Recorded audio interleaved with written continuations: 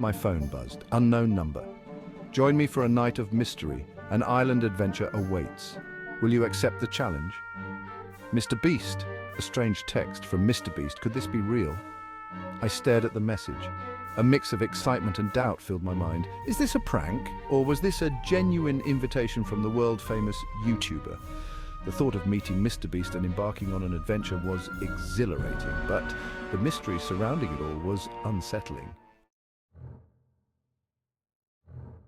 My finger hovered over the reply button. A part of me wanted to ignore the text, brush it off as a joke. Curiosity always seems to get the better of me. I had to know more. No, I need to know more. What did Mr. Beast have planned?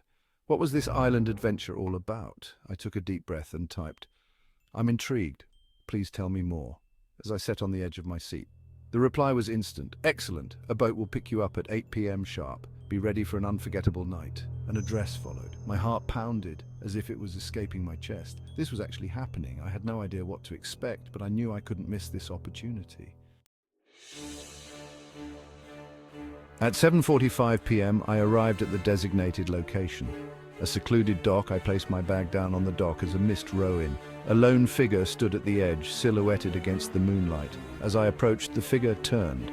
It was a man in a captain's hat, his face barely visible beneath its brim, slightly pale. "You must be the guest of honor." I nodded, my pulse quickening. He gestured towards a sleek speedboat bobbing gently in the water. "Right this way." He instructed, leading me towards the vessel. As I stepped aboard, I couldn't shake the feeling that I was stepping into the unknown. The engine roared to life and we sped away from the dock, leaving behind the familiar world and venturing into the darkness. The boat sliced through the choppy waters, the wind whipping my hair. The journey seemed to take forever. Finally, a dark shape loomed out of the mist ahead, an island. As we drew closer, the outline of an imposing mansion came into view, perched atop a cliff. Lights flickered from within, casting eerie shadows that danced across the facade. We approached a small, secluded dock. The captain cut the engine and the boat drifted silently towards the landing. "Here we are. The island awaits." He extended a hand to help me disembark. His touch was cold, sending a shiver down my spine. I stepped onto the island, my heart pounding with a mixture of excitement and apprehension. Section 5. Cryptic Messages.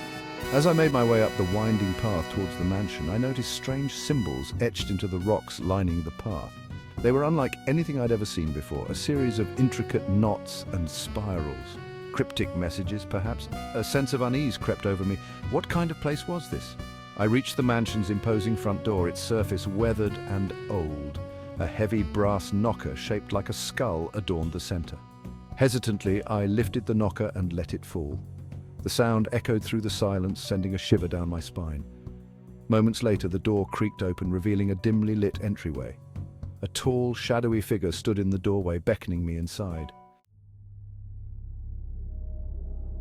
The interior of the decaying mansion was a labyrinth of dark hallways and shadowy rooms, lit only by flickering candles that cast long dancing shadows on the walls. The air was heavy with the scent of dust and decay, as if the mansion had been locked away for centuries. I followed my guide through the winding corridors, my heart pounding in my chest. Portraits of stern-faced strangers lined the walls, their eyes seeming to follow my every move. Cobwebs hung from every corner, and the sound of my own footsteps echoed eerily in the silence. I couldn't shake the feeling that I was being watched, that something was amiss. But what was it, and what was the purpose of this elaborate setup? As we ventured deeper into the mansion, I noticed something peculiar.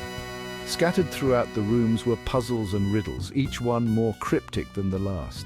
A chessboard with pieces arranged in a seemingly impossible position. A locked chest with a complex mechanism that defied logic, a series of mirrors reflecting a hidden message. Each puzzle seemed to be a clue, a piece of a larger puzzle that I couldn't yet comprehend. I had a feeling that the answers to these riddles held the key to unraveling the mystery of the island. But what was the mystery? And what awaited me when I finally solved it? Finally, after what felt like an eternity, we reached a set of grand double doors. Soft music emanated from behind them. I took a deep breath, steeling myself for whatever lay ahead, and pushed the doors open. The room beyond was breathtaking, a grand ballroom bathed in soft light with a high vaulted ceiling and sparkling chandeliers. Guests in cocktail attire mingled, enjoying cocktails and canapes. And at the center of it all, holding court, was Mr. Beast himself, a wide grin on his face in a 19th century tuxedo. He turned as I entered, his eyes lighting up. You made it! I knew you would! He reaches his hand out to formally greet me. My nerves shot, I shake his hand. Welcome to the island. I've been looking forward to meeting you. A toast to adventure, to mystery, and to all of you who dared to join me tonight. He raised his glass and the room fell silent. The guests cheered, raising their glasses in unison. I couldn't help but smile, caught up in the energy of the room, the mystery, the puzzles, the eerie atmosphere. It had all been leading up to this, a grand party hosted by Mr. Beast himself. But as I looked around at the smiling faces, I couldn't shake the feeling that this was only the beginning. The night flew by in a blur of conversation, laughter and dancing. Mr. Beast was an engaging host, charming and charismatic. He mingled with his guests, sharing stories and jokes, but as the night wore on, I noticed a shift in his demeanor. A seriousness crept into his eyes, a hint of something else lurking beneath the surface. As the last of the guests departed, I found myself alone with Mr. Beast and one of his assistants in the now empty ballroom. Thank you for coming. It wouldn't have been the same without you. He paused, a strange intensity in his gaze. The night isn't over yet. The real adventure is just beginning. Mr. Beast's words echoed in my mind as his assistant gave me a mask to put on, the sound of a ticking clock. His assistant got really close to my right ear and said, "Run." The clock stopped. I took off my mask, nobody around, a lightly glow outside of the ballroom windows. My feet started running towards the light. What am I doing? As I said to myself.